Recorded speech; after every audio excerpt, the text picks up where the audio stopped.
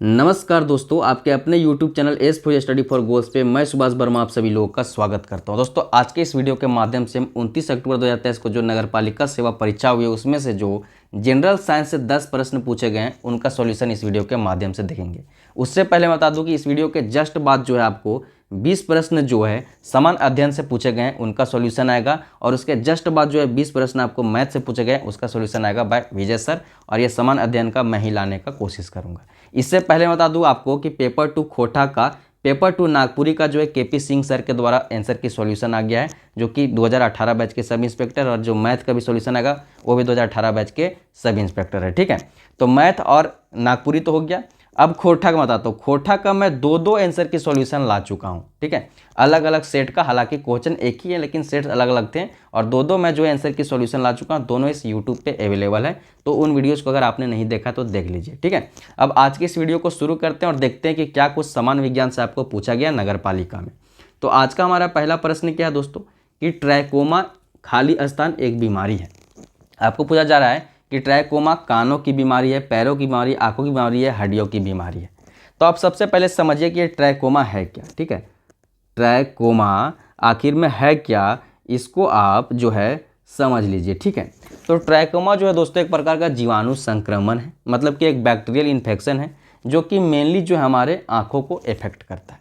अब यह फैलता कैसे है, अगर आपको पूछा जाए कि यह फैलता कैसे है, तो आपको ध्यान रखना है कि यह कंटामिनेटेड सरफेस में अगर आप बैठ गए, दूषित सतह से आप कांटेक्ट हो गए, या फिर सलाइवा के माध्यम से, देखें सलाइवा हो, ठीक है, आप ध्यान रखना सलाइवा हो, या फिर क्या होता है कि स्किन टू अगर स्किन भी आप किसी के कांटेक्ट में आते हैं तो यह फैलने का जो है मतलब कि चांसेस है। ठीक है, अगर स्किन टू स्किन कांटेक्ट या सलाइवा की बात करें तो जैसे कि किस हो गया, हैंडशेक्स हो गया, हग हो गया, तो उससे भी यह फैल सकता है। इसको आपको ध्यान में रखना है कि स्प्रेड अच्छा खासा होता है और ये हमारे आंखों को अफेक्ट करता है, तो ट्रैकोमा से बच के रहें।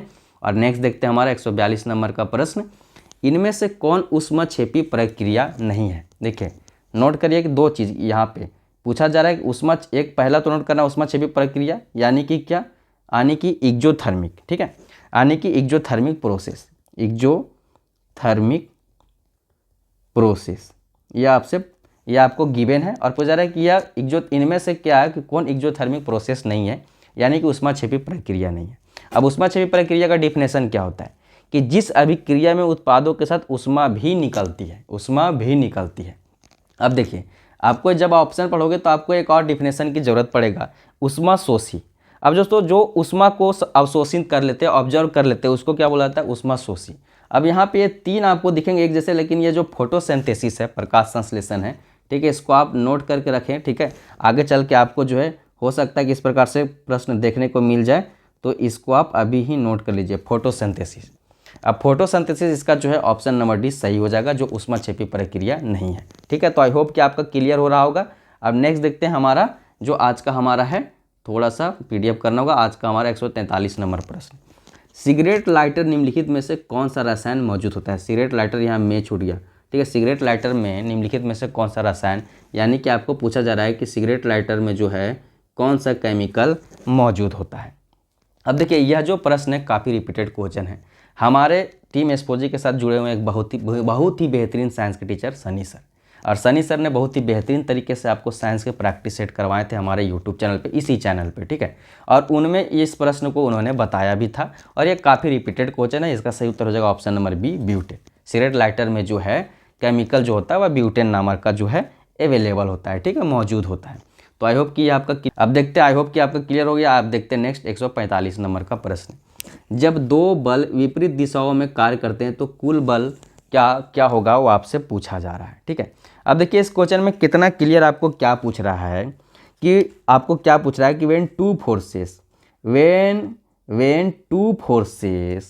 Act in opposite direction then net force will be, आपको पूछा जा रहा है। ठीक है, आपको क्या पूछ रहा है, नेट फोर्स पूछ रहा है।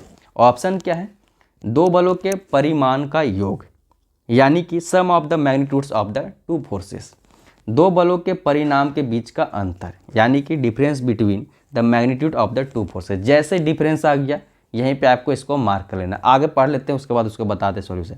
उच्च बल का परिणाम, यानी कि magnitude of the higher force, या इनमें से कोई नहीं। अब देखिए यहीं पे आपको रुक जाना था, डिफरेंस जैसा आ गया था जी। देखिए दो बल जब विपरीत दिशाओं में कार्य करेंगे तो उनका जो नेट फोर्स होगा उनके बीच का डिफरेंस ही तो होगा। तो इसका सही उत्तर क्या हो जाएगा, ऑप्शन नंबर बी। नेक्स्ट देखते हैं 146 नंबर का प्रश्न। तांबे के विद्युत अपघटन शोषण के दौरान एनोड पंख में मड में निम्नलिखित में से कौन सी धातु मजबूत है। आपको पूछा जा रहा है कि जब यहाँ पे हमारा जो कॉपर भाई साहब है वह विद्युत अपघटन शोधन के दौरान एनोड पंख में निम्नलिखित में से कौन सा धातु मौजूद होता है, इसका जो विद्युत अपघटन शोधन होता है तो आपका जो यह मेटल हो जाएगा सोना हो जाएगा। ठीक है, तो इसको आपको ध्यान में रख के चलना है। नेक्स्ट 147 नंबर का प्रश्न आप देखते हैं। 147 नंबर में आपको क्या पूछ रहा है भाई, 147 नंबर में आप सीधा सीधी इसको देखोगे तो क्लोरीन का इलेक्ट्रॉनिक विन्यास क्या होता है। इलेक्ट्रॉनिक तो दिया हुआ है, ठीक है, इलेक्ट्रॉनिक आपका दिया हुआ है। विन्यास क्या होता है, कन्फ्यूग्रेशन। कन्फ्यूग्रेशन ही ना पूछ रहा है जी आपसे, ठीक है, इलेक्ट्रॉनिक कन्फ्यूग्रेशन पूछ रहा है। अब इलेक्ट्रॉनिक कन्फ्यूग्रेशन निकालने के लिए सबसे जरूरी चीज़ क्या होता है, एटॉमिक नंबर। तो आपको देखना है कि chlorine, hydrogen, helium, lithium, beryllium, boron ऐसे पढ़ते हुए जब आप 17 तक पहुंचोगे तो 17 नंबर पे आपको क्या मिलेगा, क्लोरीन, यानी कि क्लोरीन का एटॉमिक नंबर क्या हो जाएगा, 17। अब जब इसका हम कन्फ्यूग्रेशन निकालने के चलेंगे, इसको बांटेंगे तो 2 से शुरू करेंगे, फिर 8 8 8 करेंगे तो 8 और 2 10 ही हो, 8 और 2 मिला के 10 हो गया और उसके बाद बचा 7। तो यह यहाँ पे 7 हो गया, उसके बाद खत्म हो गया 17। तो यहाँ पे कन्फ्यूग्रेशन आपका खत्म हो गया। तो अगर यह सीरीज आपको कहीं मिल रहा है तो वही सही ऑप्शन हो जाएगा। तो 2 8 7 आपको कहाँ मिल गया, ऑप्शन नंबर सी में। तो ऑप्शन नंबर सी इसका सही हो जाएगा। नेक्स्ट देखते हैं 148 नंबर का प्रश्न। यह क्या पूछ रहा है भाई कि किसी वस्तु की स्थितिज ऊर्जा का व्यंजक क्या है। आपको मतलब क्या पूछ रहा है कि potential energy expression of an object. ठीक है, अगर पोटेंशियल एनर्जी आपको एक्सप्रेस करना हो तो उसका किसी ऑब्जेक्ट का, तो उसका व्यंजक क्या होगा। ठीक है, तो दोस्तों आपको ध्यान क्या देना है कि किसी ऑब्जेक्ट का अगर हमको पोटेंशियल एनर्जी एक्सप्रेस करना हो तो यह काफ़ी कॉमन प्रश्न रियाबी सर के द्वारा बताया गया है। ठीक है, तो इसका सही उत्तर क्या हो जाएगा, mgh। और ये काफ़ी कॉमन प्रश्न हर एग्जाम में आता है। नेक्स्ट आप देखते हैं 149 नंबर का प्रश्न। किसी सतह के 1 यूनिट क्षेत्रफल पर लगने वाले बल को क्या कहा जाता है। आपको क्या पूछ रहा है, यूनिट एरिया। ठीक है, 1 यूनिट क्षेत्रफल पर, यानी कि यूनिट एरिया पे। ठीक है, कुछ चीज़ आपको लिखते जाना है ताकि आपको समझ में आए। लगने वाले बल को यानी कि फोर्स को क्या कहा जाता है। क्या बोल रहा है भाई कि किसी सतह पे, किसी सरफेस पे, ठीक है, आपको क्या पूछ रहा है कि the force acting on a unit area of a surface is called.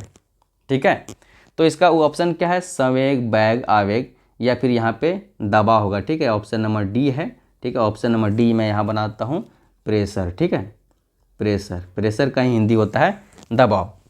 तो यहाँ पे क्या हो जाएगा, किसी यूनिट एरिया पे फोर्स पर जो लगेगा, किसी सतह के यूनिट क्षेत्रफल पर लगने वाला बल प्रेशर ही तो हो जाएगा, वो दबाव ही तो बना रहा है। ठीक है, तो इसका सही उत्तर क्या हो जाएगा, ऑप्शन नंबर डी, दबाव। ठीक है, अब नेक्स्ट देखते हैं 150 नंबर का प्रश्न। यही 10 प्रश्न मात्र आपको पूछे गए हैं।